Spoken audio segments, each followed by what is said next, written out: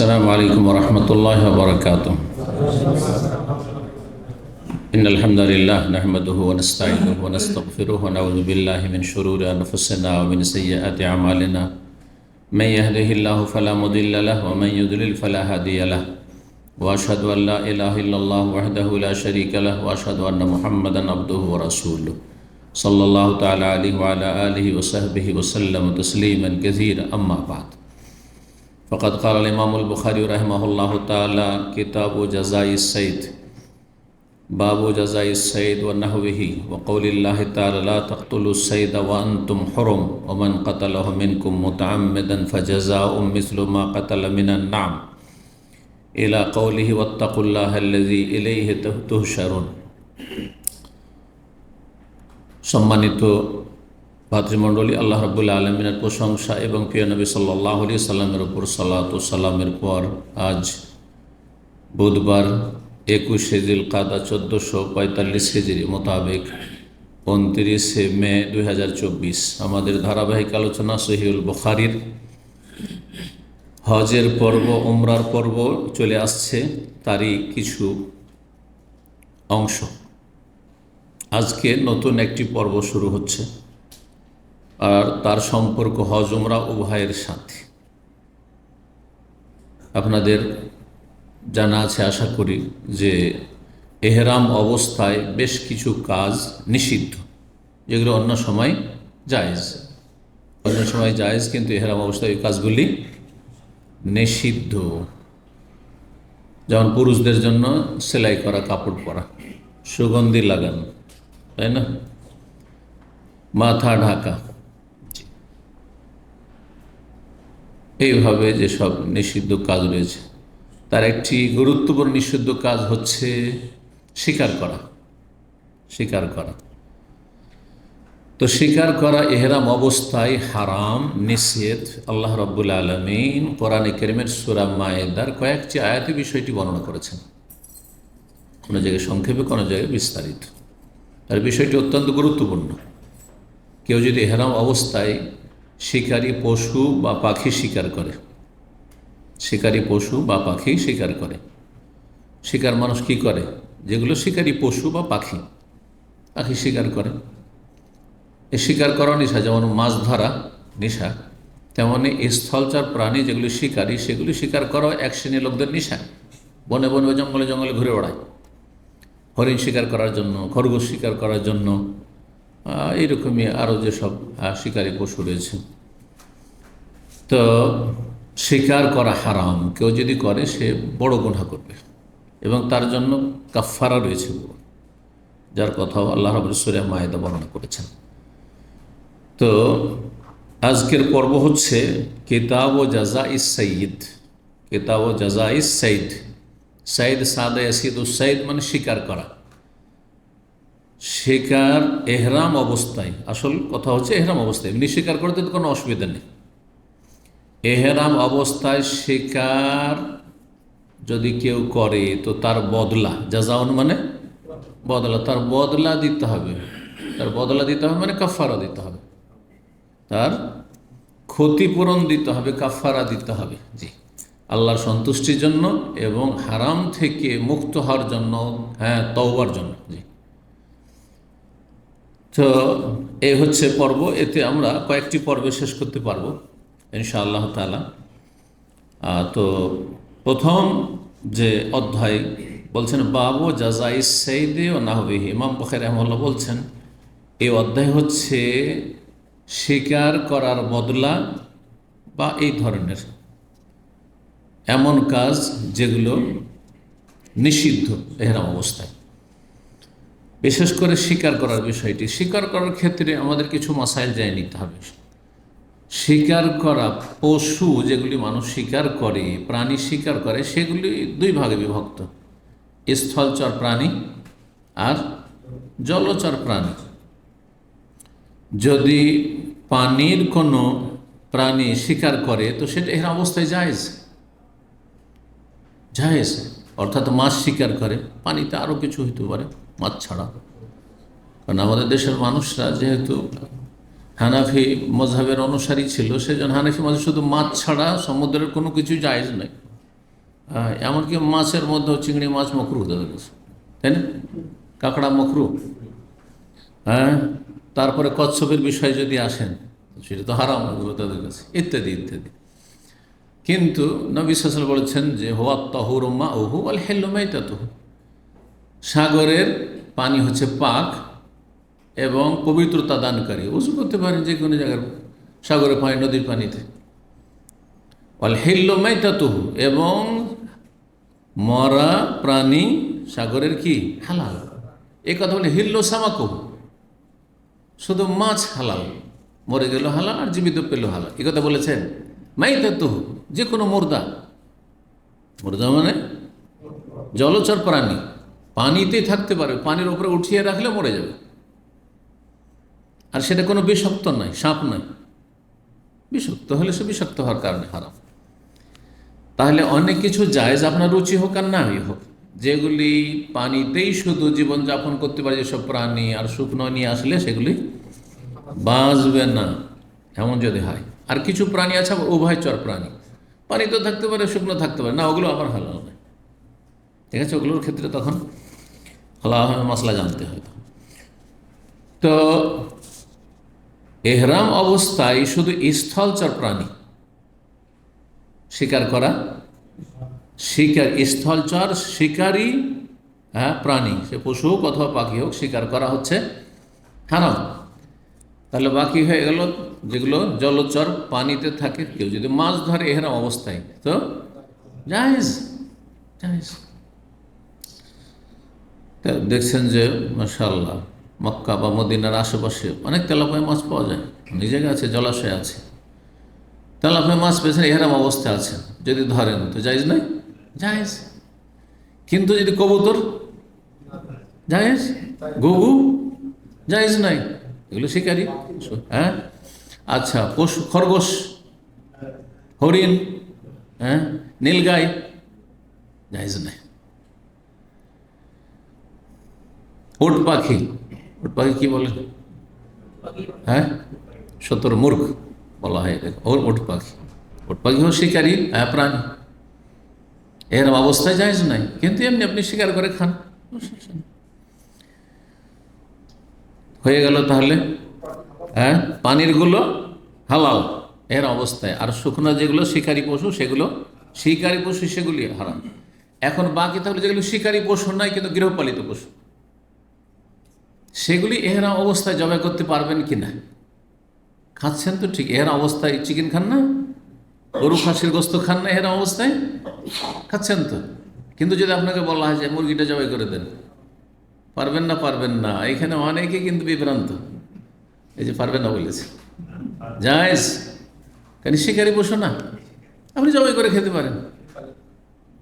গৃহপালিত পশু পাখি জবাই করে খেতে পারেন আপনি, ঠিক আছে। হাঁস গৃহপালিত, শিকারি পাখি নয়, সুতরাং জবাই করে খেতে পারেন। কেউ বললো রাস্তায় আপনি এর অবস্থায় আছে, গরু জবাই করে দেন, খাসি জবাই করে দেন, জবাই করেন, কোনো অসুবিধা নেই। আপনার কোরবানিটা যতক্ষণ হালাল না হবে ততক্ষণ জবাই করতে পারেন, কিন্তু অন্য জবাই করে খাচ্ছেন, কোনো অসুবিধা নেই। তাহলে আরেকটা মশলা জানলেন।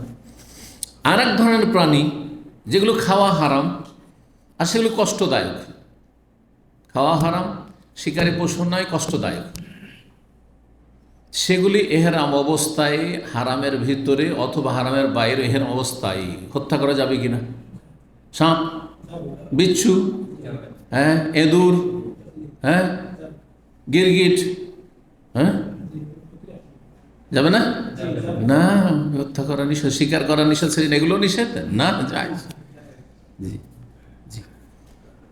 পাগলা কুকুর সামনে আসছে, পাগলা কুকুর মানুষকে কামড়ে নিছে, বলছে এরকম অবস্থা আছে, কামড়া, কিন্তু আমরা মারবো না, কুকুর মারেন। জি, তাহলে মশলাগুলো জেনে নিলেন এখন, তাই না? কয় রকম প্রাণী হইল?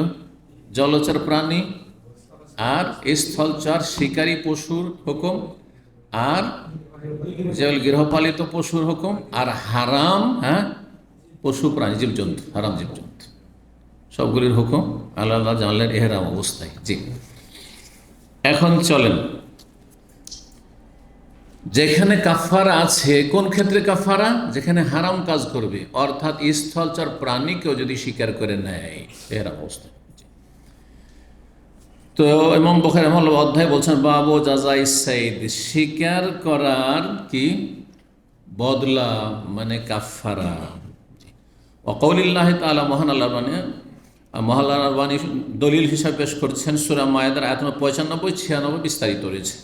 এখানে সংক্ষেপ করে দেওয়া হয়েছে, আয়াতের শুরু এবং শেষটা নিয়ে আসা হয়েছে। এত মাসাইল আমাদের বর্ণনা করতে গেলে আয়াতগুলি তফসির আমরা থেকে যাব, আর সূরা মায়েদার তফসির আছে আলহামদুলিল্লাহ।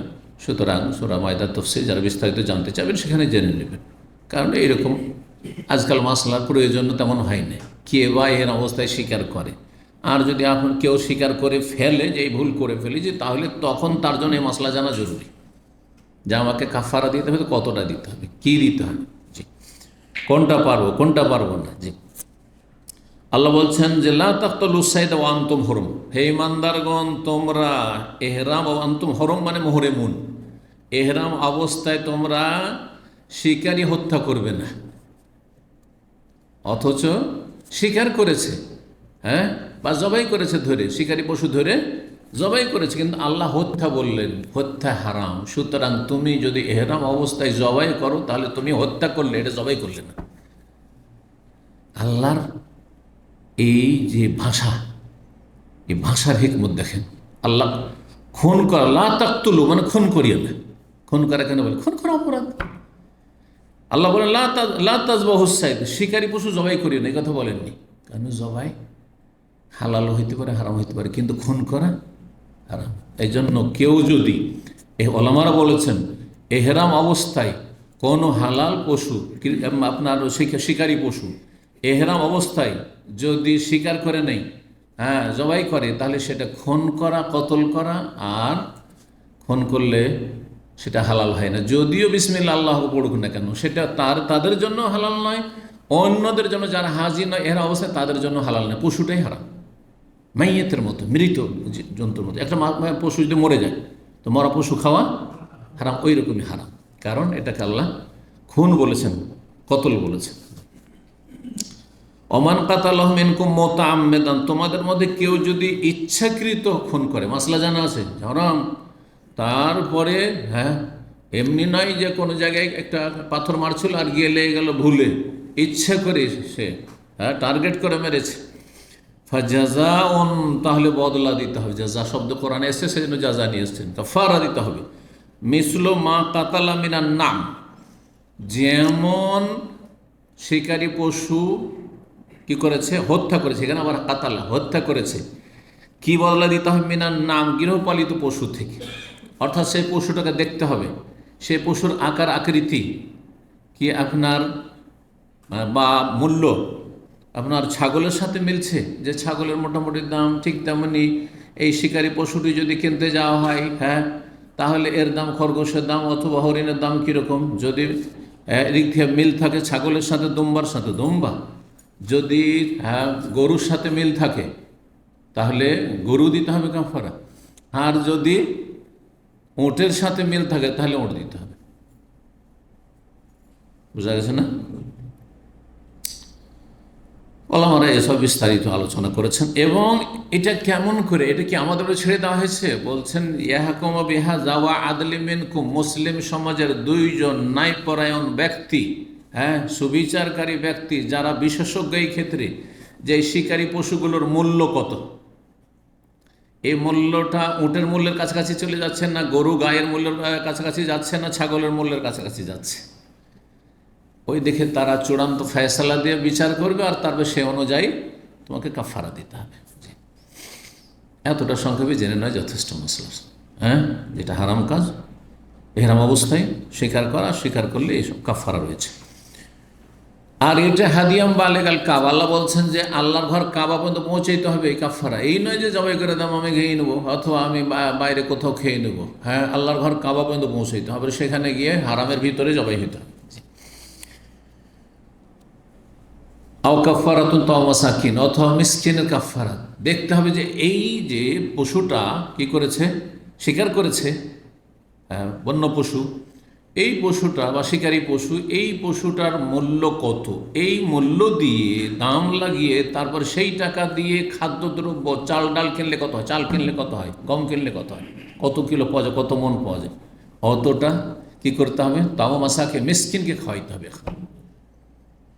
প্রত্যেক মিসকিন যদি আদসা করে খাওয়ানো হয় তাহলে অনেকগুলি মিসকিন খেতে পাবে। আর যদি সেটা না পারে, সেটাও পারছেন না, আর কোরবানিও দিতে পারছেন না, হ্যাঁ ফিদিও দিতে পারছেন না কোনো পশু, তাহলে কি করবে, আও আদুল জালেকা সিয়ামান, অথবা তার সমপরিমাণ রোজা রাখতে হবে। সমপরিমাণে এক এক মিসকিনের ভাগে যতটা খাবার আসে আশা করি এক এক মিসকিনের বিনিময়ে এক একটি রোজা, তাহলে অনেকগুলি রোজা রাখতে হবে, বড় কাফারা তাহলে। শেষ আল্লাহ বলছেন ওয়াত্তাকুল্লাহ আল্লাযী ইলাইহি, তো সেই আল্লাহকে ভয় করো যার কাছে তোমাদেরকে একত্রিত হইতে হবে, একত্রিত করা হবে এবং তোমাদের হিসাব হবে, সুতরাং হারাম কাজ করবে না।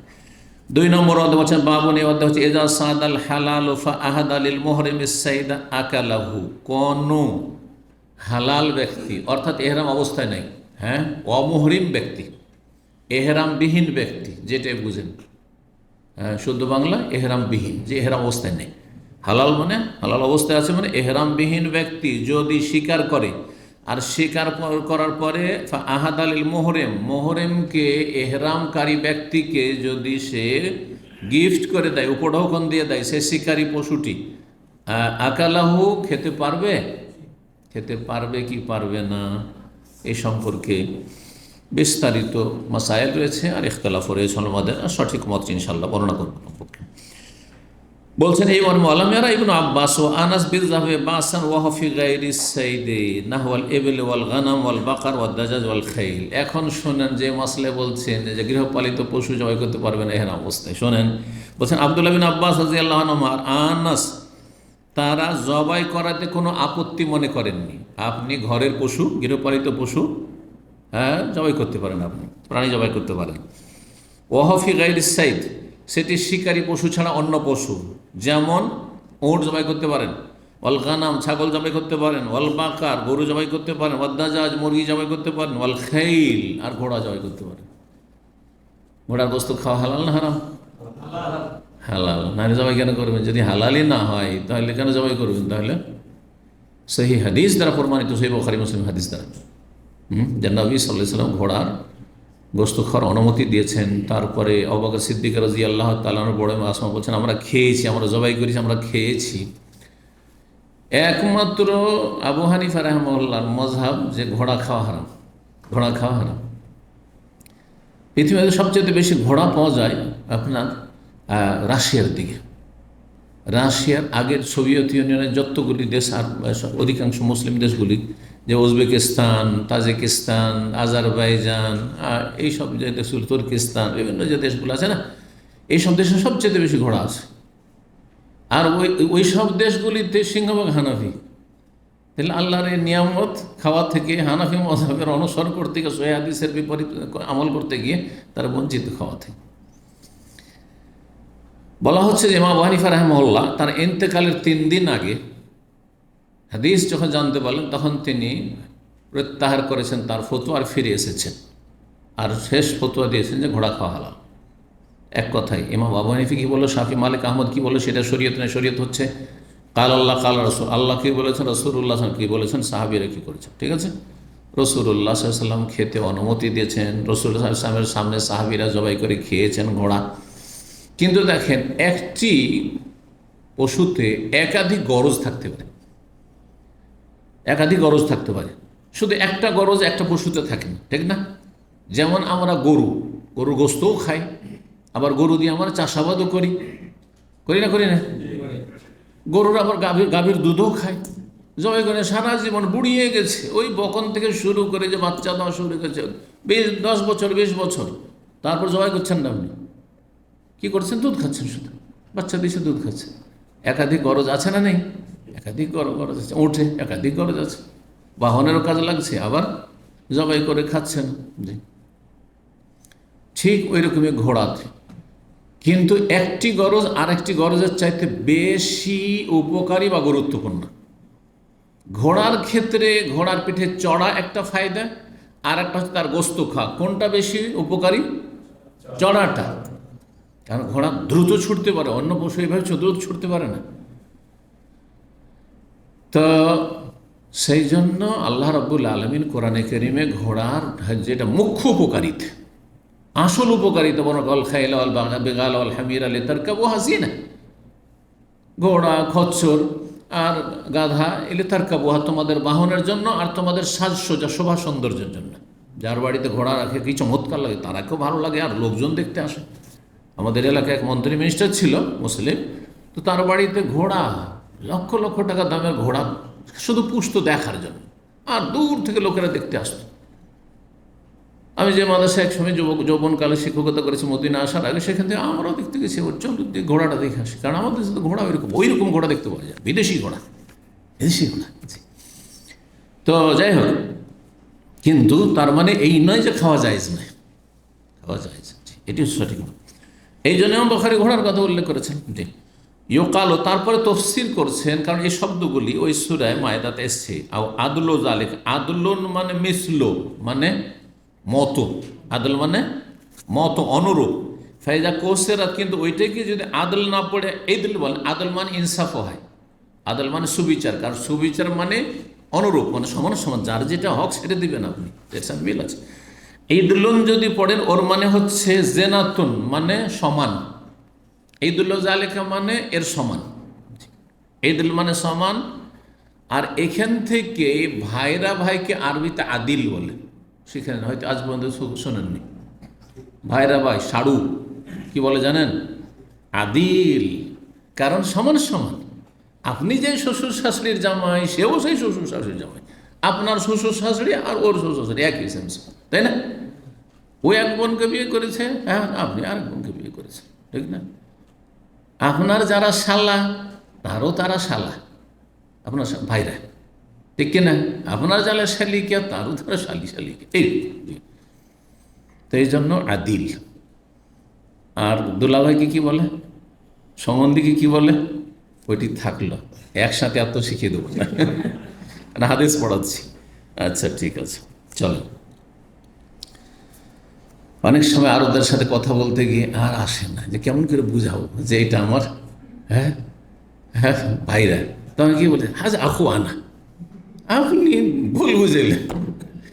শালা আসছে, ওকে বলছে হাজ আখু আনা, আর আপনার ভাই আসছে, ওকে আখু আনা, গ্রামের ছেলে এসছে, ওকে আখু আনা।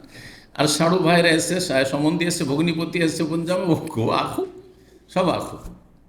এটা তার বোঝানো হইল, প্রত্যেকটা একটা শব্দ আছে, আপনার ভাষা তাছাড়া আরবিতে নেই, অবশ্যই আছে। জি, তো এই জন্য বলা হয়।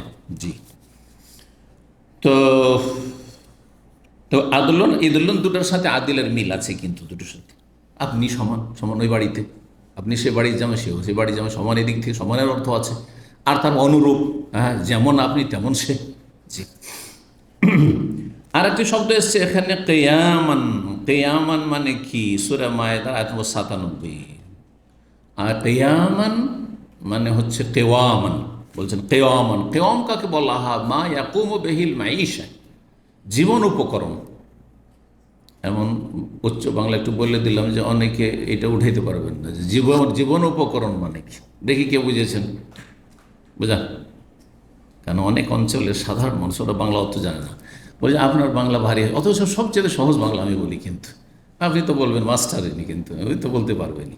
জীবন উপকরণ, হ্যাঁ, এটা একটা মাস্টার। কিন্তু জীবন মানে যার মাধ্যমে আপনি জীবন যাপন করছেন, যেটা খেয়ে দিয়ে ভোগ করে, বা যেটার মাধ্যমে আপনি বেঁচে আছেন, সেটা টাকা পয়সা হোক, আর খাদ্য হোক, আর পানীয় হোক, হ্যাঁ, বেঁচে থাকা জীবনযাপনের মাধ্যম। উপকরণ মানে মাধ্যম। এটা হচ্ছে শাব্দিক অর্থ। আর কেউ কেউ অর্থ করেছেন কেয়ামান, কেওয়ামান মানে কল্যাণ। তাতে কল্যাণ আছে, খাবারে কল্যাণ আছে, পানিতে কল্যাণ আছে, আপনার টাকা পয়সাতে কল্যাণ আছে। টাকা পয়সা ছাড়া বাঁচতে পারবেন আপনি নাকি? হ্যাঁ, যেখানে যাবেন পয়সা, যেখানে যাবেন পয়সা। দিন শিখতে যাবেন, ওই আপনার 3 কিলোমিটার যেতে হবে, তো একটু গাড়ি 5 রিয়াল লাগবে হয়তো, ওখানেও পয়সা। সব জায়গাতেই পয়সা, পয়সা ছাড়া চলবে না। তো কেয়ামান মানে কেওয়ামান, এখানে কেয়ামান মানে এখানে দাঁড়ানো না, তবে দাঁড়ানোর অর্থ এখানে আছে, দূর থেকে সেটা হচ্ছে যার মাধ্যমে মানুষ দুনিয়াতে প্রতিষ্ঠিত থাকতে পারে। পয়সা না থাকলে মানুষ প্রতিষ্ঠিত থাকবে কী করে?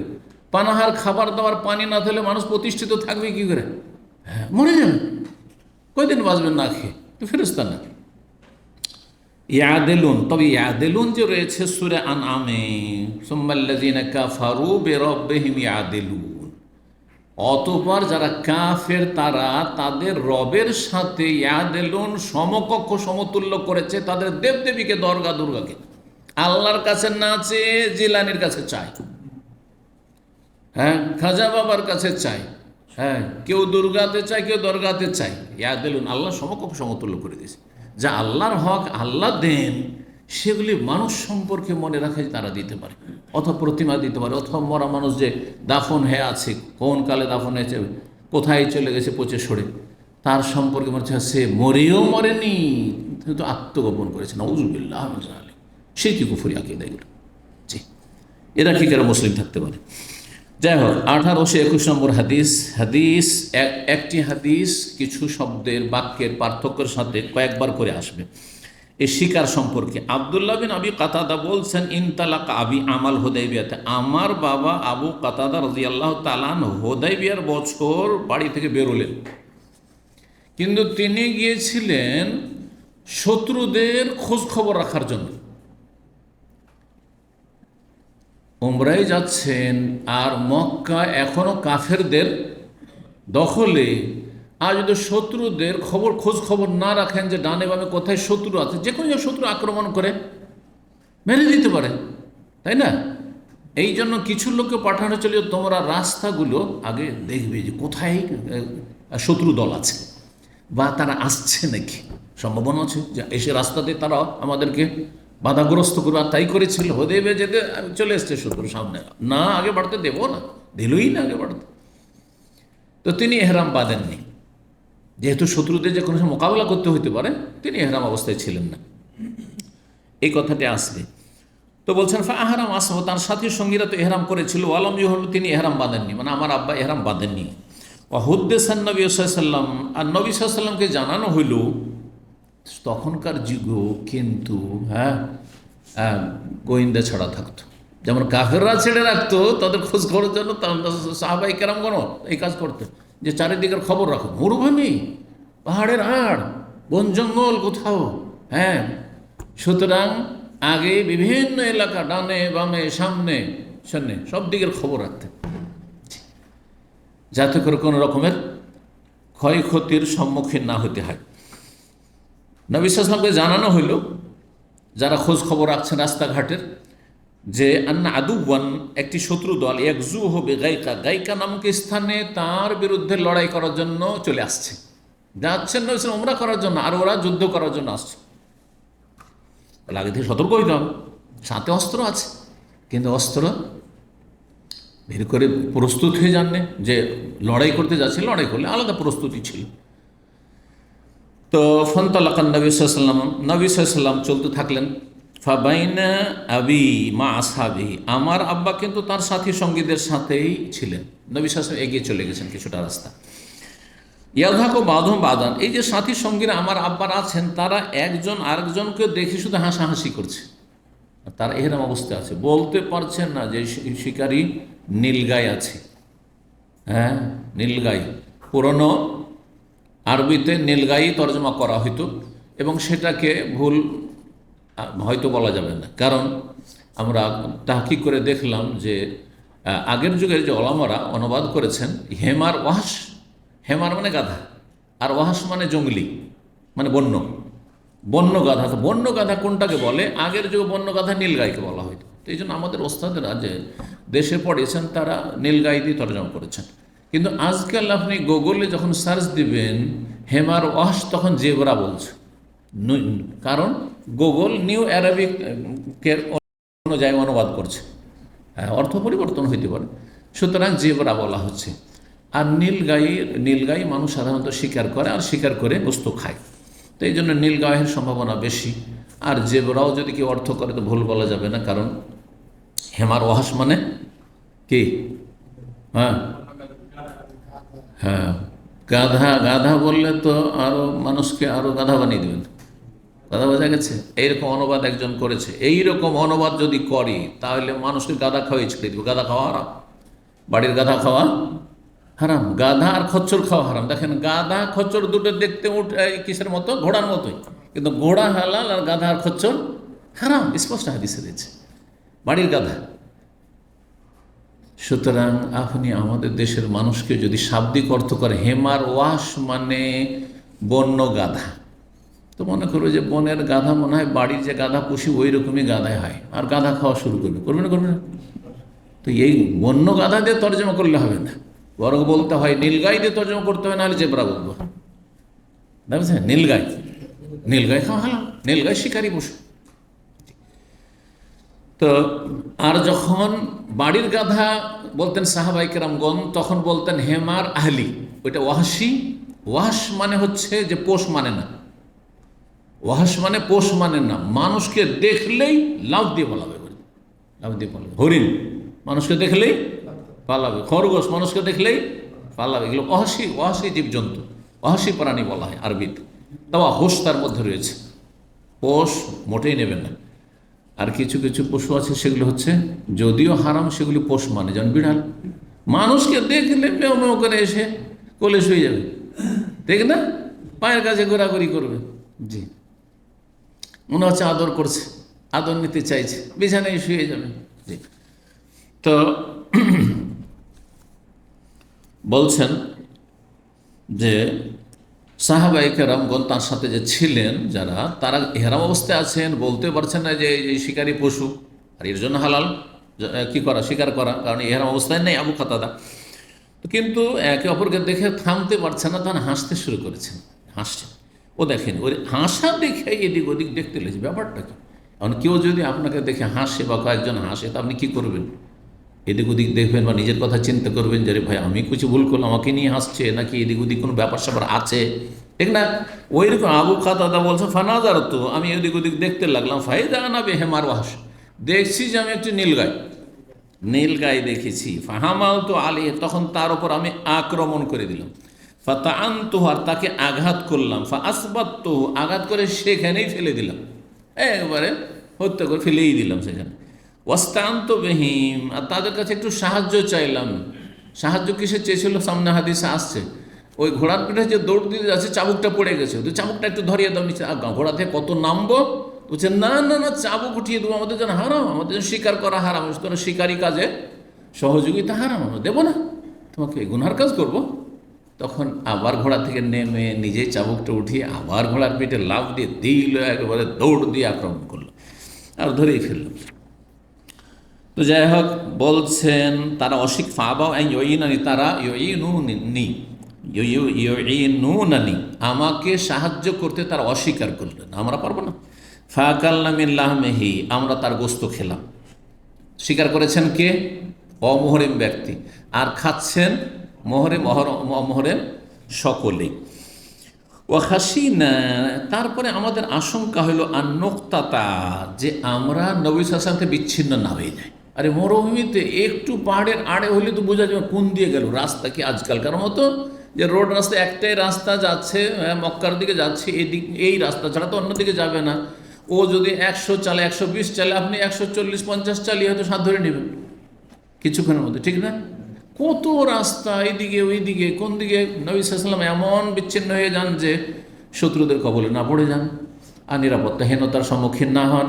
হ্যাঁ, আর আমরা আর হয়তো সাথী হইতে পারবেন, সঙ্গী হইতে পারবেন নবী সাল্লাল্লাহু আলাইহি ওয়াসাল্লামের, এমন আশঙ্কা হইল। তো বলছেন ফাতালাবতুন নবী সাল্লাল্লাহু আলাইহি ওয়াসাল্লাম, তখন নবী সাল্লাল্লাহু আলাইহি ওয়াসাল্লামকে তলাশ করা শুরু, এদিকে শিকার টিকার করতে দেরি হয়ে গেছে। আর তারপরে আরও কিছু কথা আছে। নবী সাল্লাল্লাহু আলাইহি ওয়াসাল্লাম ওদেরকে বলেছিলেন যে দেখো, আমরা যেটা স্বাভাবিক রাস্তা মদিনা থেকে মক্কা যার, ওই রাস্তায় আমরা যাচ্ছি, আর তোমরা যেহেতু শত্রুদের খোঁজ খবরে, শত্রু তো স্বাভাবিক রাস্তায় থাকবে না, শত্রু দল সব সময় অপ্রসিদ্ধ রাস্তায় থাকবে তারা, তাই না? অচেনা রাস্তায় গিয়ে ওত পেতে থাকবে। তো নবী সাল্লাল্লাহু আলাইহি ওয়াসাল্লাম বললেন যে তোমরা সমুদ্র তীর মানে আপনার বদর, ইয়াম্বো, ওইদিকে সমুদ্র, ওই দিক থেকে, আর ওই রাবেগ একবারে জেদ্দার কাছাকাছি, ওই দিক থেকে তোমরা আপনার সাগর তীরবর্তী এলাকা দিয়ে তোমরা কি করো, একটু শত্রুদের সন্ধান রাখো, খোঁজ খবর রাখো, আর তারপর আমাদের সাথে মিলিত হও। এই জন্য খানিকটা দূরে হয়ে গেছেন।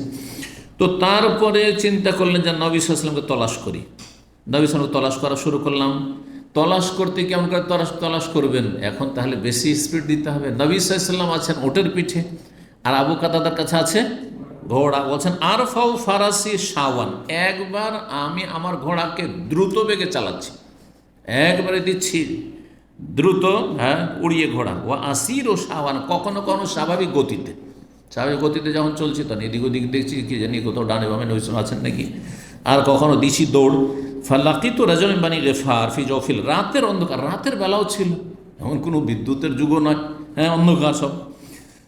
তো বলছেন যে জনক ব্যক্তি গেফার বংশের, ওই এলাকায় বানু গেফার বংশ বাস করত। তো এখান থেকে আবু জার গেফারি রাদিয়াল্লাহু তাআলা আনহু সাহাবী, এই বংশে। বানু গেফার বংশের জনক ব্যক্তির সাথে আমি সাক্ষাৎ করলাম ফি জওফিল, রাতের অন্ধকারে, গভীর রাতে। বলতো, আমি জিজ্ঞেস করলাম আইনা তারাক্তান নবী সাল্লাল্লাহু আলাইহি ওয়াসাল্লাম, সে মুসলিম ছিল। নবী সাল্লাল্লাহু আলাইহি ওয়াসাল্লামকে কোথায় তুমি ছেড়েছো, মানে দেখেছো, কোথায় দেখেছো? কাল তারাক্তুহু বিতাহেন, আমি তাহেন নামক স্থানে তাকে দেখেছি ওখানে। আর ওয়াহুয়া কাইলু সুকিয়া, তিনি, এখন তো রাত বা ভোর রাত, গভীর রাত এখন, তিনি দুপুরবেলার বিশ্রাম করবেন সুকিয়া নামক স্থানে গিয়ে। মানে এমন গতিতে চলছেন যে সামনে সুকিয়া নামক স্থান রয়েছে, সেখানে গিয়ে হয়তো তিনি দুপুরের বিশ্রাম নিলেন। তো বিশ্রাম নিলেই আপনারা গিয়ে ওখানে পেয়ে যেতে পারেন সুকিয়া নামক স্থানে। কেমন করে জানলেন? হয় তিনি শুনেছেন নবী সাল্লাল্লাহু আলাইহি ওয়াসাল্লামের কাছে, অথবা তিনি অনুমান করলেন যে একটা লোক যদি চলে, আমরা অনুমান করে বলতে পারি যে একজন লোক ধরেন এখান থেকে রিয়াদের পথে আছে, আর এখন আমার জুদায় আছে, তাহলে আর 1-2 ঘন্টা পর আর কত দূরে থাকবে, এটা বলা যেতে পারে, তাই না? জি, বা 3 ঘন্টার মধ্যে সে রিয়াজ পৌঁছে যাবে। আপনারা যদি আপনি দ্রুত যান তো মোটামুটি 2-3 ঘন্টার মধ্যে রিয়াজে পেয়ে যাবেন। এইভাবে তো কায়েল শব্দের দুটি ব্যাখ্যা করা হয়েছে। একটি হচ্ছে কালা ইয়াকিল ও কাইলুলাতান, মানে দুপুরের বিশ্রাম, এটি প্রসিদ্ধ অর্থ। কালা ইয়াকিল যখন দাঁড়াবে আজরাবো, তার মানে দুপুরে একটু ঘুমানো, দুপুরের ঘুম কাইলুলা বলা হয়, বোঝা গেছে আরবিতে। আর কালা ইয়াকুলো মানে বলা, কালা ইয়াকুলো কৌল মানে বলা। কেউ কেউ বলার অর্থ করেছেন, মানে ওয়াহুয়া কাইলু সুকিয়া, বলছে তারা তবে তাহেন, তাহেন নামক স্থানে নবী সাল্লাল্লাহু আলাইহি ওয়াসাল্লামকে ছেড়ে আসলাম, ওখানে আছেন। আর তিনি বললেন যে সুকিয়ার উদ্দেশ্যে তিনি যাচ্ছেন। কায়েল তিনি বললেন যে আমরা উদ্দেশ্য হচ্ছে তোমরা সুকিয়া চলো, মানে সুকিয়ার দিকে এগিয়ে চলো, তাহলে ওইদিকে এই রাস্তায়, সুকিয়ার রাস্তায় গেলে পেয়ে যাবেন, কাছাকাছি জায়গাগুলো। ফকুল তো ইয়া রাসূলুল্লাহ, গিয়ে বলে হে আল্লাহ রাসূল, পেয়ে গেছেন তিনি, ঘোড়া দৌড়িয়ে গিয়ে নবী সাল্লাল্লাহু আলাইহি ওয়াসাল্লামকে পেয়েছেন। বলছেন ইন্না আহলাকা ইয়াকরাউনা আলাইকা আসসালাম ওয়া রাহমাতুল্লাহ, আপনার পরিবার এখানে বলা হয়েছে। আর সামনের হাদিস আছে ইন্না আসহাবাকা, আপনার সহচরগণ, সাথীগণ। তাহলে দুটোতে সংঘর্ষ আছে নাকি? তাহলে বোঝা গেল এখানে পরিবার বলতে ইমানি ইসলামী পরিবার মানে সাথী সঙ্গীগণ। কারণ নবী সাল্লাল্লাহু আলাইহি ওয়াসাল্লাম পরিবার স্ত্রীদেরকে ছেড়ে দিয়ে চলে যাবেন একা একা নাকি? এটা হইতে পারে। তাহলে বোঝা গেল আহাল মানে তাহলে নিজের পরিবার, মানে ফ্যামিলি নয়। এখানে আহাল মানে যেমন আজকাল কোম্পানির লোকদেরকে নিজের পরিবার বলছে, শুনেছেন না? আজকালকার পরিভাষা কিন্তু দেশেও কিন্তু অমুক পরিবারের, হ্যালো, বড় কোম্পানিগুলোর নাম বলেন তাইলে এটা হচ্ছে, হ্যাঁ, জামেল জামেল জামেল ফ্যামিলি, জামেল গ্রুপ বা জামেল পরিবারের, এটা হচ্ছে তোমার রাজেহি পরিবারের, এটা হচ্ছে আবুল খায়ের পরিবারের। মানে তাদের কর্মচারী, তাদের কোম্পানির সাথে যুক্ত, তাদের সাথে কোনো রক্তের আত্মীয়তা নেই। তারপরে তো আপনার সাহাবায়ে কেরামগণ আপনাকে সালাম বলছেন, ওরা তো উটের পিঠে আছে, পিছনে পড়ে আছে, আরে চলে এসছে নাকি আমি ঘোড়ায়, সালাম রহিম বলছেন।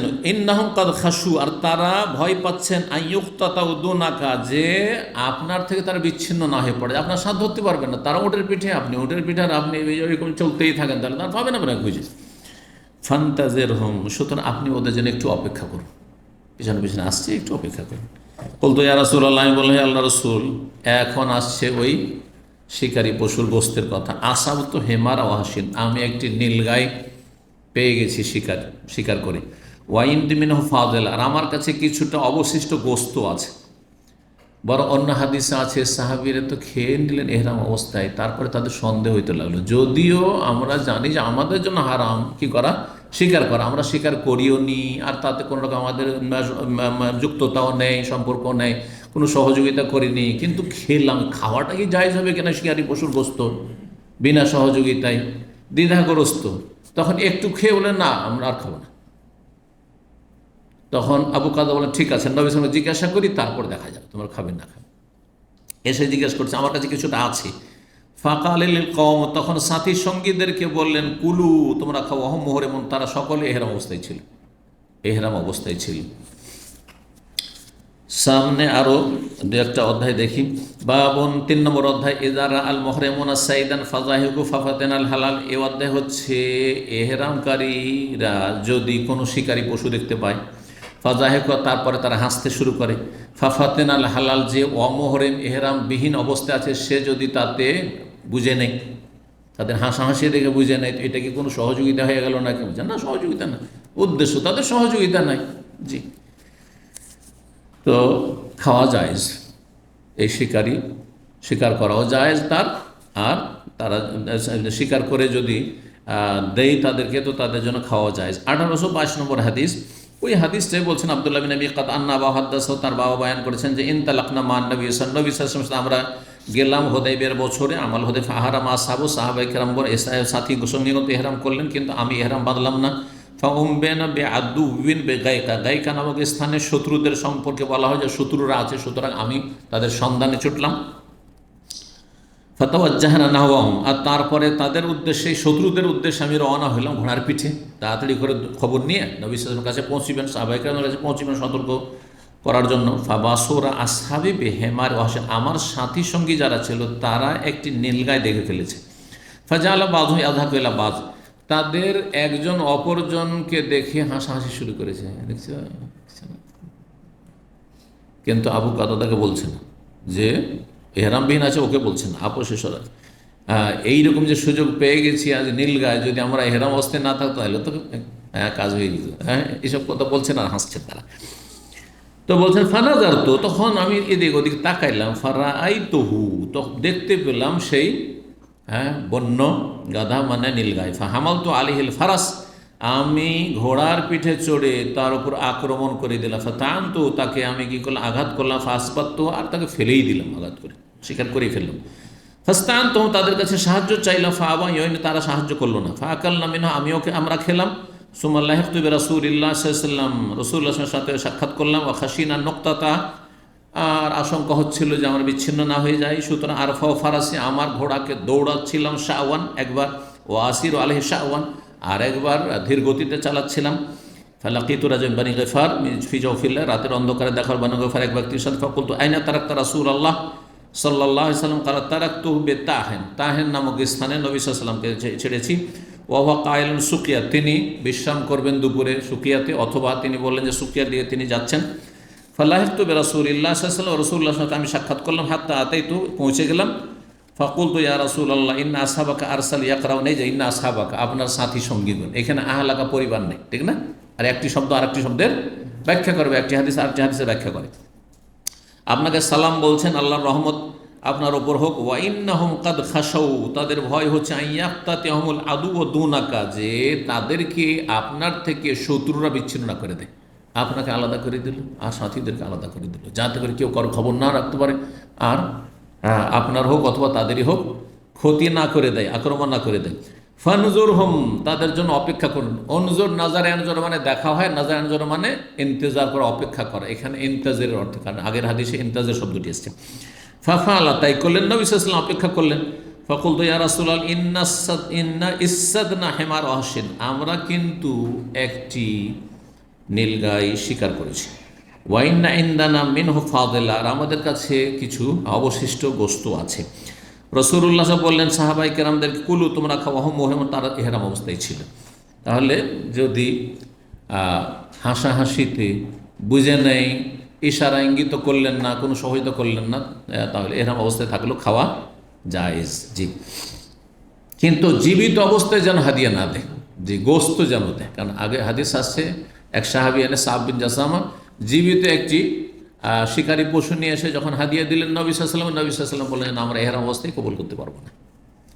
এটা একটা অবস্থা, জীবিত অবস্থা না দেয়। কারণ জীবিত অস্তিত্ব ওদেরকে জবাই করতে হবে, তার শিকার জবাই করতে হবে, বা যদি অন্য কেউ জবাই করে, কিন্তু একবারে জীবিত অবস্থায় না, নেওয়া যাবে না। আর একটা হচ্ছে যে যেই ব্যক্তি স্বীকার করেছে সে নিজের জন্য স্বীকার করেছে না এহরাম অবস্থায় থাকা লোকদের জন্য। যদি নিজের জন্য স্বীকার করার অন্যদেরকে দেয় এহরাম অবস্থায় থাকা লোককে, তাহলে তো জায়েজ, আমি আমার জন্যই করেছি কিন্তু আপনাদেরকেও দিলাম, জায়েজ খাওয়া এহরামকারীদের জন্য বা এহরাম অবস্থায় যারা আছে তাদের জন্য। কিন্তু যদি উদ্দেশ্য তার থাকে যে আমি যেহেতু এহরামবিহীন আছি স্বীকার করিনি, আর আপনাদের জন্য আমি স্বীকার করেছি, এই নিয়তে স্বীকার আপনাদেরকে খাওয়াবো সেজন্য স্বীকার করেছি, তবুও খাওয়া যায় না, তবুও খাওয়া যায়। বিভিন্ন যে পরস্পর বিরোধী হাদিসগুলো বাহ্যিক রয়েছে সবগুলি সমন্বয় করলে এই মজহাবটি হচ্ছে অধিকাংশ আইম্মা কেরামদের, এটি হচ্ছে হাদিস সম্মত। আর একদল বলছেন যে এহরাম অবস্থায় স্বীকার করা জায়েজ, হ্যাঁ, আর একদল বলছেন যেন মোটেই খাওয়া যাবে না, খাওয়া যায়, আর একদল বলছেন মোটেই খাওয়া যাবে না, কিন্তু সেই মতগুলি ঠিক নাই। বাবুন এ অধ্যায় হচ্ছে লা ইউইনুল মুহরিমুল হালাল ফি কাতলিস সাইদ, এহরামকারী ব্যক্তি অমুহরিমকে বা এহরামবিহীন ব্যক্তিকে সাহায্য করবেন না কোনো শিকারী পশু হত্যা করার জন্য বা শিকার করার জন্য। 1823 নম্বর হাদিস বর্ণনা করছেন আবু কাতাদা কুন্না মা রাসূলিল বিল কাহা, কাহা নামক স্থানে ছিলেন মদিনা থেকে 3 মারহালা দূরে, সালাসা মারাহিল। বলছেন আবু কাতাদা কুন্না মা বিল কাহা মিন্নাল মুহরিম মিন্নাল গায়রুল মুহরিম, আমাদের মধ্যে কেউ এহরাম অবস্থায় ছিল, কেউ বিনা এহরামে ছিল। ফারাআইতু আসহাবি ইয়াতারাউনা শান, আমার সাথী সঙ্গীদেরকে দেখছি যে কোনো কিছু যেন দেখাদেখি করছে, হ্যাঁ, একে অপরকে মনে হচ্ছে দেখাচ্ছে, দেখাদেখি করছে। ফানাজার, তো আমি দেখলাম, চিন্তা করে যে কী দেখছে দেখি তো, ফাইদা হেমার অহসেন, দেখলাম যে একটি নীলগাই। তারপরে বলছেন ইয়ানি ওয়াকাস, সেই সময় আমি নীলগাইটি শিকার করতে দৌড় দিব, ঘোড়ার পিঠে আছি, আর আমার চাবুকটি পড়ে গেল হাত থেকে। ফাঁকালো, তখন তারা বলল নইন ও কালি হিবে সেই, আমরা কিন্তু সাহায্য করবো না। চাবুক উঠিয়ে চেয়েছিল যে দেন, উঠিয়ে দেন, না না উঠিয়ে দেবেন, সাহায্য করবেন। ইন্না মুহরিমুন, আমরা এর অবস্থা আছে। ফাতানা বলতু, আমি নিজে হাতে নিলাম চাবুকটি, ফাখালতু, সেটা ধরলাম, সুম্মা আতাইতুল হেমারা, তারপরে সেই নীলগায়ের কাছাকাছি আসলাম, মিওয়ারায় আকমাতেন, একটি টিলার আড় হতে। শিকার করলে মুখোমুখি শিকার করা যায় না, ও মানুষ দেখলে তো পালিয়ে যাবে, তাই না? তাহলে পিছন দিক থেকে আসছে, টিলার আড় হয়ে আসছে, আর টিলার আড় থেকে এসে আঘাত করছে। ফাকার তো, তাকে আমি আহত করলাম, জখম করে দিলাম। হ্যাঁ, ফাকারুহা অদওয়াহা, যে সমুদ সম্প্রদায় যে উটকে তারা কী করেছিল, হ্যাঁ, প্রথম আহত করেছিল, তারপরে জবাই করেছিল, তো আকারু হাল্লা করছে। ফাতায় তো বেহি আসহাবি, তারপরে সেটা নিয়ে আমার সাথীদের কাছে আসলাম। ফাকালা বাজন, কিছু লোকের বললো কুলু, খাও, অসুবিধা নেই। কাল বাজন, কেউ বললো না খাও, খাওয়া চলবে না, আমরা এরম অবস্থায় আছি। ইখতিলাফ হয়ে গেল তাদের, কেউ বলছে খাবো, কেউ বলছে খাবো না, কেউ খাও, খেও না। নবী সাল্লাল্লাহু আলাইহি ওয়াসাল্লামের কাছে আসলাম, ওয়াহু আমামান, আমাদের সামনেই তিনি ছিলেন। ফাসাল, তো তাকে জিজ্ঞাসা, ফাকালা কুলুহু হালালুন, তোমরা খাও, তোমাদের জন্য হালাল। জি, কাল আল্লাহ না, আমরা ইযহাবু ইলা সালিহ ফাসালুহু আন হাযা ওয়া গায়রি কদম আলাইনা হাহুনা। যাই হোক, ওই হাদিসের সনদের কিছু অংশ বলছেন। 5 নম্বর অধ্যায় বাবুন, এই অধ্যায়ে লা ইউশিরুল মুহরিম ইলা সাইদ, এহরামকারী ব্যক্তি শিকারী পশুর দিকে ইশারা ইঙ্গিত করবে না। ধরেন একটা লোক আছে বিনা এহরামে, আর একজন এহরামে, বা কিছু লোক এহরামে আছে, এটা ইশারাও করা যাবে না। ইশারা করলে হ্যাঁ সেটা হারাম হয়ে যাবে, গুনার কাজ, ওর জন্য হারাম কাজ, এহরাম পরিপন্থী কাজ। তো বলছেন যে ইশারা ইঙ্গিত করা যাবে, লেকা ইয়াস্তাদুল হালাল, যাতে করে হালাল ব্যক্তি তাকে স্বীকার করতে পারে, সেই জন্য ইশারা ইঙ্গিত করা এটাও চলবে না। 1824 নম্বর হাদিস, ওই আগের হাদিসই, এই জন্য তাড়াতাড়ি করে চলে যাচ্ছি, যেটা নতুন শব্দ হবে তর্জমা করে দেবো। আন্না রাসূলুল্লাহ খারাজা হাজ্জান, রাসূলুল্লাহ হজে বেরিয়েছিলেন। কেমন কথা হয়ে গেল, বলছেন হজে বেরিয়েছিলেন, অথচ ঘটনা হচ্ছে হুদাইবিয়ার বছর, হুদাইবিয়া হজে গেছেন, ওমরা গেছিলেন, ওমরায়। তাহলে বোঝা গেল হাজ্জান মানে এখানে শাব্দিক অর্থ, উদ্দেশ্য না, এখানে ভাব অর্থ। হ্যাঁ, হাজ্জা ইয়াহুজ্জ হচ্ছে মানে উদ্দেশ্য করা, আল্লাহর ঘরকে উদ্দেশ্য করে যাওয়া। আর ওমরাও এক ধরনের হজ, এই জন্য কেউ কেউ ছোটো হজ, হজ আসকার হাদিস এসছে, হাজ্জুল আসকার, ছোটো হজ। তো হাজ্জান মানে এখানে ওমরাতান, ওমরার উদ্দেশ্যে আমরা বেরিয়েছিলাম। ফাখারাজু মাহু, আর তারপরে তারাও বেরিয়েছেন নবী সাল্লাল্লাহু আলাইহি ওয়াসাল্লাম। ফাসারাফা তায়ফাতুম মিনহুম, একদল অন্যদিকে তারা ফিরে গেছেন। ফিহিম আবু কাতাদা, তাদের একজন আবু কাতাদা, অন্য রাস্তায় তারা গেছিলেন। ফাকালা, নবী সাল্লাল্লাহু আলাইহি ওয়াসাল্লাম তাদেরকে বলেন, খুযু সাহিল আল বাহরি, ওই যে হাদিসটা, তোমরা সাগর তীরবর্তী রাস্তা তোমরা অবলম্বন করো, তোমরা সাগরের কিনারা কিনারে যে রাস্তা রয়েছে সেই রাস্তা ধরো। হাত্তা নাল তাকে, সামনে গিয়ে আমরা সাক্ষাৎ করব। ফাখাজু সাহেল আল বাহার, তারা তখন আমার সাথী সঙ্গীরা রাস্তা ধরেছিল, সাগর তীরবর্তী রাস্তা। ফালাম্মান সারাফু, তারপরে তারা যখন ফিরে আসলো, আহারামু কুল্লুম, সবাই এহরাম বাঁধো, ইল্লা বাকাত আবু কাতাদাল্লাম ইহর এহরাম বাঁধেনি। ফাবাইনাহুম ইয়াসিরুন, আর তারা চলতেছিল, ইজরা হোমরা ওয়াহসিন, হোমর হেমারের বহুবচন।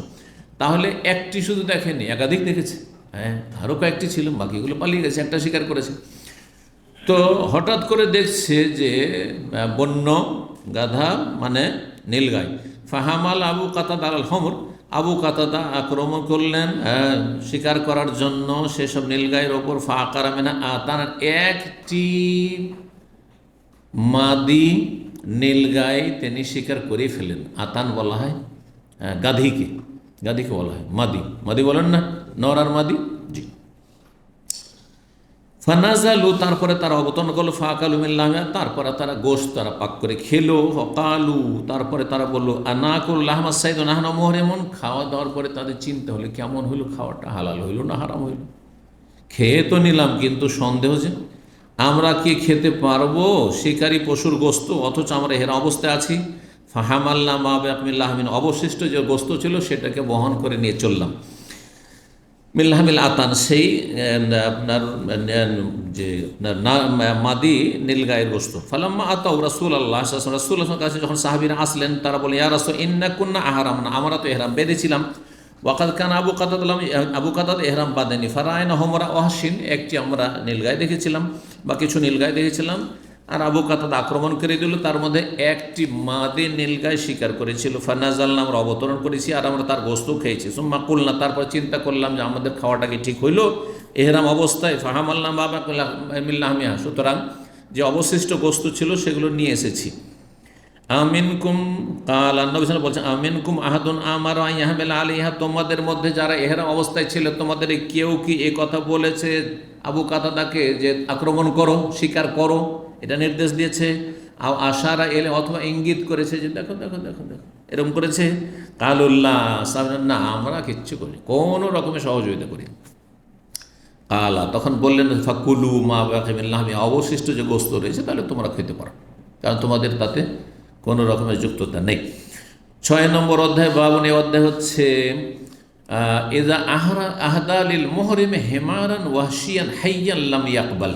ইমাম বুখারীর মত এটি, অধিকাংশ ওলামাদের যে মতটি, যদি এহরামকারী ব্যক্তিকে কোনো ব্যক্তি, অমহরিম ব্যক্তি কোনো নীলগাই বা শিকারী পশু শিকার করে নেওয়ার পরে হাইয়ান, জীবন্ত অবস্থায়, জীবিত অবস্থায় কি করে, উপঢৌকন দেয়, হাদিয়া দেয়, লাম ইয়াকবাল, তাহলে গ্রহণ করবে না, তাহলে গ্রহণ করবেন না। এখন সহজ ভাষায় বলি, এত দূর বন জঙ্গলের ওই সব নীলগাই আর এতে না গিয়ে, ধরেন মক্কাতে তো অনেক কবুতর দেখছেন, দেখছেন না, দেখছেন না, এহরাম অবস্থায় আছেন, আর আপনি তো এটা তো হারামের ভিতরে, হারামের বাইরে থাকে। হারামের ভিতরে হলে তো এমনি হারামের ভিতরে নিষেধ, ওটা আর একটা নিষেধাজ্ঞা, কিন্তু হারামের বাইরে এখনও হুদুদ হারামে ঢোকেননি, এহরাম অবস্থায় আছেন, একজন বিনা এহরামে আছে, আর তারপরে সে কবুতর, কয়েকটা কবুতর ধরে নিয়ে এসে সে জবাই করে আপনাদেরকে গোস্ত রান্না করে খাওয়াইল, খেতে পারবেন কি পারবেন না? যদি আপনাদের কোনো সহযোগিতা না থাকে তাহলে খেতে পারবেন, কিন্তু জীবিত কবুতর নিয়ে এসে দিয়ে দিল যে এই যে থাকলো আপনারা জবাই করে খান, তাহলে চলবে না। বুঝা গেছে? 1825 নম্বর হাদিস বর্ণনা করছেন আব্দুল্লাহ বিন আব্বাস রাদিয়াল্লাহু তাআলা আনহুমা, সাব বিন জাসামা লাইসি রাদিয়াল্লাহু তাআলা আনহু থেকে, আন্নাহু আহদা লি রাসূলিল্লাহ সাল্লাল্লাহু আলাইহি ওয়াসাল্লাম হিমারান ওয়াহশিয়ান বিল ওয়াহুয়া বিল আবওয়াই আও বিওয়াদ্দান, তিনি রাসূলুল্লাহ সাল্লাল্লাহু আলাইহি ওয়াসাল্লামকে হাদিয়া, উপঢৌকন দিলেন একটি নীলগাই, ওয়াহুয়া বিল আবওয়া, যেই সময় নবী সাল্লাল্লাহু আলাইহি ওয়াসাল্লাম আবওয়া নামক স্থানে ছিলেন, অথবা ওয়াদ্দান নামক স্থানে ছিলেন। আবওয়া ওয়াদ্দান কাছাকাছি জায়গায়, মদিনা থেকে মক্কার দিকে যেতে। আবওয়া সম্পর্কে আপনারা জানবেন হয়তো, যেই জায়গায় নবী সাল্লাল্লাহু আলাইহি ওয়াসাল্লাম যখন বাল্য জীবনে ছিলেন, মায়ের সাথে সফর করছিলেন, মা অসুস্থ হয়ে গেল, আর সেখানে তিনি ইন্তেকাল করেছেন, আর সেখানে তার মা আমেনার কবর সেখানে রয়েছে। নবী সাল্লাল্লাহু আলাইহি ওয়াসাল্লাম নবী হওয়ার পরে সেখানে গিয়ে আল্লাহর কাছে দরখাস্ত করলেন যে আল্লাহ, আমি আম্মার কবরটা দেখতে চাই, জিয়ারা মানে ভিজিট দেখতে চাই। তো অনুমতি দিল ফৌজেন আলী। তারপরে সেখানে কবর কাছে গিয়ে খুব কান্না করলেন, আর মায়ের মায়া, আর ছোটোকালে বাল্য জীবনে মাকে হারিয়েছেন, সুবহানাল্লাহ, বাপকে তো দেখতেই পাননি, মাতৃগর্ভে ছিলেন তখন। তারপরে আল্লাহর কাছে দরখাস্ত করলেন, যে আল্লাহ, আমার আম্মা তো নবুয়তের যুগ পায়নি, ওই কুফরি অবস্থায় শিরকের যুগে মারা গেছে, তার জন্য দোয়া করেন। হ্যাঁ, সুম্মাস্তাজানতু রাব্বি আন আস্তাগফিরাল্লাহ, তারপরে আল্লাহর কাছে অনুমতি চাইলাম যে আমি তার জন্য কি ক্ষমা চাইতে পারবো। ফালাম ইউজাননি, আল্লাহ অনুমতি দিলেন না, আল্লাহ অনুমতি দিলেন না। জি। সুতরাং আমাদের দেশে বিদাতি মোল্লারা যে বলে যে নবীর বাপ মা সব জান্নাতি, এগুলি মন গড়া কথা। স্পষ্ট হাদিস, মুসলিমের হাদিস, কথা বোঝা গেছে। আর তারপরে কেউ জান্নাতি জাহান্নামী এসব আমাদের করার প্রয়োজন নেই, যেটা হাদিস আছে সেটা। তাতে আবেগ দিয়ে কাজে লাগবে, এটা কেমন কথা হইল যে নবীর মা বাপ জাহান্নামে যাবে, এটার নাম কি ইসলাম না, এটার নাম আবেগ? তাহলে এইটা কেমন করে হলো? ইব্রাহিম খলিলুল্লাহর বাপ, হ্যাঁ, ইব্রাহিম আলাইহিস সালামের সামনে জাহান্নামে ফেলা হবে পশুর আকারে, এটা তো সহিহ হাদিস আছে, কোরআনে আছে, কথা বোঝা গেছে, ঠিক কিনা? এইটা কেমন হলো যে নূহ আলাইহিস সালামের ওরসজাত সন্তান কেনার জাহান্নামে যাবে? হ্যাঁ, এইভাবেই করবেন নাকি? না, মোটেই না, ও আল্লাহর ইচ্ছা। এইটা কেমন হইল যে লূত আলাইহিস সালামের স্ত্রী জাহান্নামে যাবে? আল্লাহর ইচ্ছা। যার হেদায়েত নসিব হয়ে জান্নাতে যাবে, যে হেদায়েত নসিব হয়নি, কুফরি শিরকের অবস্থা, আমার জান্নাতে যাবে, জাহান্নামে যাবে, এটা আল্লাহর ফয়সালা। এখানে আল্লাহ স্পষ্ট করে দিয়েছেন যে একক ক্ষমতার মালিক আল্লাহ, কারো ক্ষমতা নেই। যদি নবী সাল্লাল্লাহু আলাইহি ওয়াসাল্লাম যদি মুখতারে কুল হতেন, বেরেলভী রেজবিরা কিন্তু এটাই বলেন, নবী সাল্লাল্লাহু মুখতারে কুল, সব কিছুর ক্ষমতা রাখেন, মানে মৃতকে জীবিত করতে পারেন। তাহলে নবী সাল্লাল্লাহু আলাইহি ওয়াসাল্লাম আল্লাহর শরণাপন্নই কেন হবেন? হ্যাঁ, মাকে জীবিত করবেন, বাপকে জীবিত করবেন, আর কবর থেকে উঠাইবেন, আর তার কলমা পড়াইবেন, মুসলমান বানিয়ে দেবেন। আর এইসব কিচ্ছা বয়ান করে আমাদের বেদাতি মোল্লারা, কিন্তু বেদাতি মোল্লাদের কিচ্ছা এগুলো নবীর জীবনী, এগুলো জালিয়াতে ভরা, ইসলাম বিরোধী কথা। যে না, কি নবী সাল্লাল্লাহু যখন নবী হলেন, তারপরে বাপ মাকে কবর থেকে উঠিয়ে জীবিত করলেন, আর তারপর তাদের কলমা পড়ে মুসলমান করেছেন, সেহেতু জান্নাতে যাবে। একেবারে অবান্তর ভিত্তিহীন কিচ্ছা কাহিনী সব। এই জন্য সিরাতুন নবীর বিস্তারিত আলোচনা আমি 110টি পর্বে করেছি, যে যারা হেদায়েত চায় তারা যাতে করে সঠিক নবীর জীবনীটা জানতে পারে। তো এই ছিল হাদিস।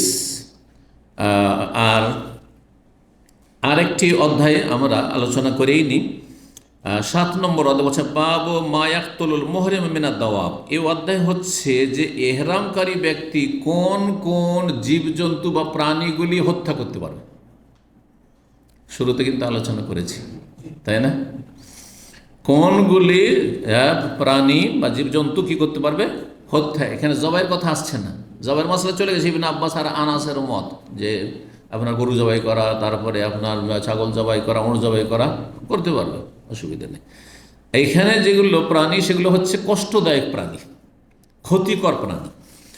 1826 নম্বর হাদিস আব্দুল্লাহ বিন উমর রাদিয়াল্লাহু তাআলা আনহু বর্ণনা করছেন, আন্না রাসূলুল্লাহ সাল্লাল্লাহু আলাইহি ওয়াসাল্লাম বলেন, খামসুন মিনাদ দাওয়াবি, দাব্বাতুনের বহু বচন দাওয়াব। আর দাব্বাতুন বলা হয় মায়া দুব্বুল আরদ, ভূপৃষ্ঠে যেসব প্রাণী চলাফেরা করে সবগুলি দাব্বা।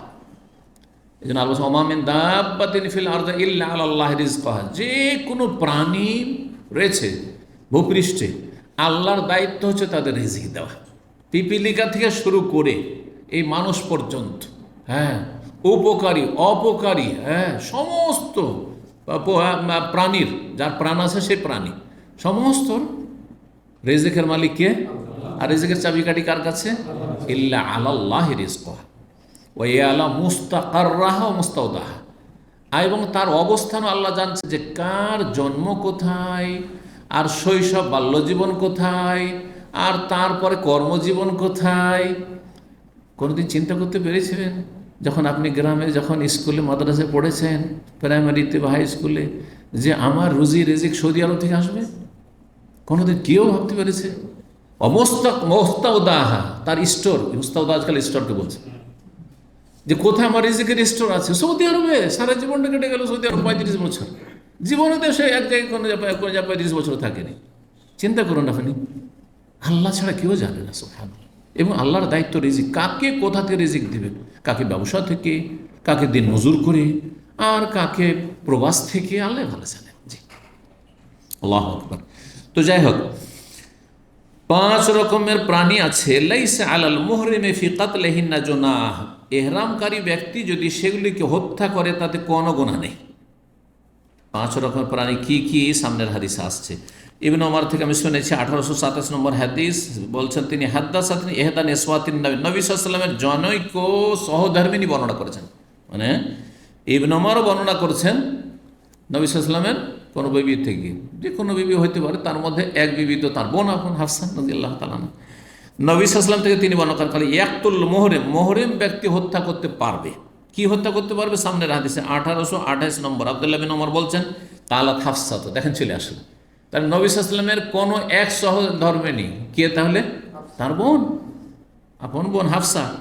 বলছেন হাফসা বলেছেন, কালা রাসূলুল্লাহ সাল্লাল্লাহু আলাইহি ওয়াসাল্লাম খামসু মিনাদ দাওয়া, 5 রকমের প্রাণী আছে, জন্তু আছে, লা হারাজা আলা মান কাতালাহুন্না, কোনো আপত্তি নেই, গুনাহ নেই ওই ব্যক্তির জন্য যে সেগুলিকে হত্যা করবে। আল গোরাব, কাক, কাউয়া, ওয়াল হেদা, চিল, ওয়াল ফারা, এইরকম চিলের মতো যদি কোনো ক্ষতিকর, যদি চিল বলতে চিল শুধু না, চিলের মতোই যদি ধরেন ওই রকমই কোনো প্রাণী আছে যেটা ক্ষতি করছে আপনার এলাকায়, সেটা হয়তো আরব দেশে ছিল না, অন্য দেশে থাকতে পারে। জি, ওয়াল ফারা, তো এইরকমই হচ্ছে ইঁদুর। হ্যাঁ, ইঁদুরের মতো আমাদের দেশে আরও আছে, কি আছে এটা বলে? হ্যাঁ, জি, যেগুলো ক্ষতি করে, যদি ক্ষতি করে, ধরেন আপনার বাড়ির ক্ষতি করছে, আপনার সংসারের ক্ষতি করছে, ইত্যাদি। ওয়াল আকরাম, আর বিচ্ছু, আরব দেশে বেশি বিচ্ছু, কিন্তু সাপ আমাদের দেশে বেশি। ওয়াল কালবুর, আকুর, আর পাগলা কুকুর। আকুর বলা আকারে একর, মানে কামড় দেওয়া, যেই কুকুরে কামড়ে নেয়। কোন কুকুরে কামড়ায়? পাগলা কুকুর। এই জন্য ভাব অর্থ হচ্ছে পাগলা কুকুর, ভাব অর্থ, শাব্দিক অর্থ হচ্ছে এমন কুকুর যে কামড় দিয়ে দেয় রাস্তাঘাটে মানুষকে, পথচারীদেরকে। আচ্ছা, এখানে বিচ্ছু বলা হলো, কিন্তু সাপ তো বলা হলো না। তাহলে যদি শুধু শব্দতে সীমিত রাখেন তাহলে সাপ মারবেন না? সাপ আরও মারাত্মক, হ্যাঁ, বিচ্ছুর চাইতে।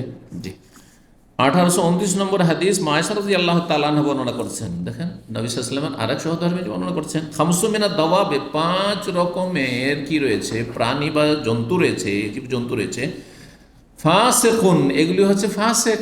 আবার ইকুন ফাসেক, মানুষ যদি ফাসেক হয় মানে পাপিষ্ট, আর হ্যাঁ, জীবজন্তু প্রাণী বা ফাসেক মানে হচ্ছে ক্ষতিকর, ক্ষতিকর। জি, মানুষের জন্য ক্ষতিকর। ইউকতালনা ফিল হারামে, হারামের ভিতরেও সেগুলিকে হত্যা করতে হবে, আর এহরাম অবস্থাতে, হারামেও আর এহরাম অবস্থাতেও। আল গোরাব, কাক, ওয়াল হেদা, আর চিল, ওয়াল আকরা, বিচ্ছু, আল ফারা, আর এদুর, ওয়াল কালবুল, আকুর, আর পাগলা কুকুর। 1830 নম্বর হাদিস, হাদিস বর্ণনা করছেন, এখানে সাপের কথা চলে আসছে। আব্দুল্লাহ বিন মাসউদ বর্ণনা করছেন, কাল বাইনা নাহনু মান নবী ফি গারির বেমেনা, আমরা এক সময় নবী সাল্লাল্লাহু আলাইহি ওয়াসাল্লামের সাথে মেনার একটি গুহায় ছিলাম, আর গুহাতে সাপ বিচ্ছু থাকতে পারে। ইজ নাজালা আলাইহি, হঠাৎ করে এই সূরা মুরসালাত নাযিল হলো, ওয়াল মুরসালাত উরফা, ফাল আসিফাতি আসফা। জি, ওয়াইন্নাহু লা ইয়াতলুহা, নবী সাল্লাল্লাহু আলাইহি ওয়াসাল্লাম সেটি তেলাওয়াত করেছেন। ওয়াইন্নী লা আতালাক্কাহ মিন ফিহি, নবী সাল্লাল্লাহু আলাইহি ওয়াসাল্লামের মোবারক মুখ থেকে সাথে সাথে আমি মুখস্থ করার চেষ্টা করছি, যেমনই নাযিল হচ্ছে তেমনই আমি শোনার পরে নবী সাল্লাল্লাহু আলাইহি ওয়াসাল্লাম পাঠ করছেন আর মুখস্থের চেষ্টা করছি। ওয়াইন্না ফাহু লা রাতবুন ফিহা, আর সেই সময় নবী সাল্লাল্লাহু আলাইহি ওয়াসাল্লামের মোবারক মুখ এই সূরা তেলাওয়াতে সিক্ত ছিল। সিক্ত ছিল মানে কি? মানুষ কথা বলে তখন রস আসে, হ্যাঁ, মুখে রস আসে। এমনি চুপ থাকে কিন্তু এত রস আসবে না। দেখেন আমার যত কথা বলবেন তত কিন্তু রস আসবে, হ্যাঁ, থুতু আসবে। তো সিক্ত ছিল মানে তেলাওয়াত চলতে আছে, নবী সাল্লাল্লাহু আলাইহি ওয়াসাল্লাম সূরা মুরসালাত তেলাওয়াত করতে আছেন, ওই অবস্থায় মুখস্থ করছি। তার মানে একবারে সাথে সাথে আমিও মুখস্থর চেষ্টা করি, যেমনই নাযিল হয়েছে। এই জন্য ইবনে মাসউদ রাদিয়াল্লাহু তাআলা প্রখ্যাত হাফেজ এবং কারি ছিলেন। জি জি। তারপরে বলছে, ইজ ওয়াসাবাত আলাইনা হাইয়া, হঠাৎ করে লাফ দিয়ে পড়লো আমাদের সামনে একটি সাপ। হাইয়াতুন মানে সাপ।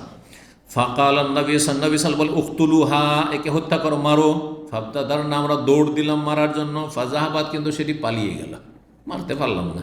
ফাকাল নবী সাল্লাল্লাহু বলে, ওকিয়াত শাররাকুম, সেই সাপটিও তোমাদের অনিষ্ট থেকে রক্ষা পেল, কামা ওকিতুম শাররাহা, যেমন তোমরাও তার অনিষ্ট থেকে রক্ষা পেলে।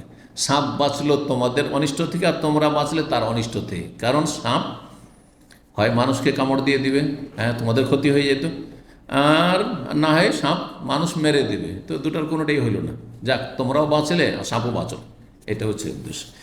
সর্বশেষ হাদিস 1831 নম্বর হাদিস বর্ণনা করেছেন উরওয়া ইবনে জুবাইর মা আয়েশা রাদিয়াল্লাহু তাআলা আনহা, তার খালা থেকে, জাওজিন নবী সাল্লাল্লাহু আলাইহি ওয়াসাল্লাম সহধর্মিনী, আন্না রাসূলুল্লাহ সাল্লাল্লাহু আলাইহি ওয়াসাল্লাম ক্বালা লিল ওয়াজাগি, নবী সাল্লাল্লাহু গিরগিট সম্পর্কে বলেছেন, গিরগিট সম্পর্কে বলেছেন, কি বলেছেন? ফুয়াইসেক, এটি হচ্ছে কি ক্ষতিকর।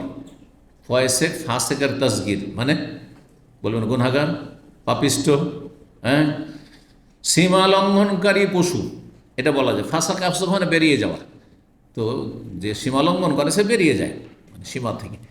তো ক্ষতিকর প্রাণী। ওয়ালাম আসমাহু আমারা বেকাতলি, তবে আমি নবী সাল্লাল্লাহু আলাইহি ওয়াসাল্লামের কাছে শুনিনি যে তিনি সেটি হত্যা করার নির্দেশ দিয়েছেন। কালা আবু আব্দুল্লাহ, ইমাম বুখারী রাহিমাহুল্লাহ এই হাদিস নিয়ে এসে বলছে, ইন্নামা আরাদনা বেহাজা, আমি যে এই হাদিসটি নিয়ে এসেছি, এটা নিয়ে আসার উদ্দেশ্য হচ্ছে আন্না মেনা মেনাল হারামে, মেনা হচ্ছে হারামের অন্তর্ভুক্ত, হারামের এলাকার ভিতরে। মেনাও হারামে, মুজদালেফা হারামে, আরাফার কাছাকাছি গিয়ে হারাম শেষ হচ্ছে, আর তারপরে আরাফার ময়দানটি হারামের বাইরে আছে এদিকে। ও আন্নাহুম লাম ইয়ারাউ বিকাতিল হাইয়াতে বাসান, যখন মেনার গুহাতে সাপটি দেখা গেছিল আর নবী সাল্লাল্লাহু আলাইহি ওয়াসাল্লাম সাপটিকে হত্যা করার নির্দেশ দিলেন, তাহলে কি বোঝা গেল যে হারামের এলাকাতেও যদি বিষাক্ত কিছু পান বা ক্ষতিকর প্রাণী পান যেটা ক্ষতি করতে পারে, তাহলে কি করতে পারবেন? হত্যা করতে পারবেন। যেমন কাক, চিল ইত্যাদি, এঁদুর, বিচ্ছু, আর কি বলা হলো, কুকুর, যে কুকুর মানুষকে কামড় দিয়ে দেন। ও আন্নাহুম লাম ইয়ারাউ বিকাতিল হাইয়াতে বাসান, আর তারা নবী সাল্লাল্লাহু আলাইহি ওয়াসাল্লাম সাহাবায়ে কেরামগণ তারা সাপকে হত্যা করায় কোনো আপত্তি মনে করেননি। সেই জন্য তো নবী সাল্লাল্লাহু আলাইহি ওয়াসাল্লাম তাদেরকে বলেছেন যে সাপটিকে হত্যা করো। যদিও হত্যা করতে পারেননি, সাপ গিয়ে লুকিয়ে গেল। এখানে আজকের আলোচনা শেষ করছি। ও জাযাকুমুল্লাহু খাইরান, ওয়া সাল্লাল্লাহু আলা নবিয়িনা মুহাম্মদ ওয়া আলা আলিহি ওয়া সাহবিহি আজমাইন।